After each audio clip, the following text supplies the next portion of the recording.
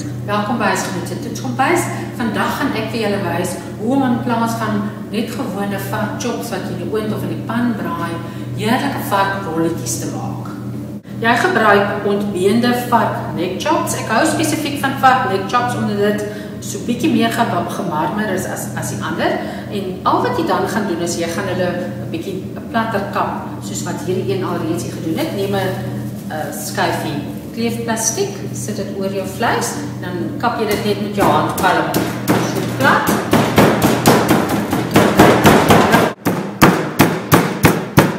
Peper. Gee met so 'n peper.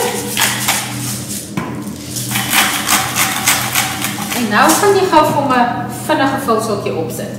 Blou kaas en vark is 'n wonderkombinasie, soos gebruik 'n bietjie blou kaas. Want dit sommer net so ligweg daaroor sit. Dan al wat nog nodig is 'n bietjie petersilie. Jy kan nou salie ook gebruik, maar petersilie is meer dan goed en reg. En dan rol jy hom nou so op. So wat jy doen is, begin by 'n puntjie. Vas, stewig vas.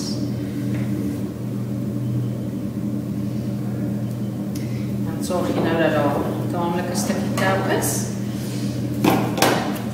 Nou doen jy so 'n tipe van 'n kombersteek hier. Gaan onder deur die vleis. Dan trek jy hom so deur. Trek jy hom styf vas.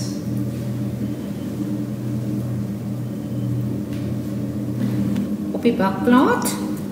En dan smeer jy net 'n smeersousie oor. En dan by 180 grade so 20 minute totdat hy deurgaar is. Varkvleis, wat die lekker ding van varkvleis is dat hy is altyd sag. Mens moet hom nie oorgaar maak nie, want dan raak dit droog. So binne 20 minute behoort dit gaar te wees.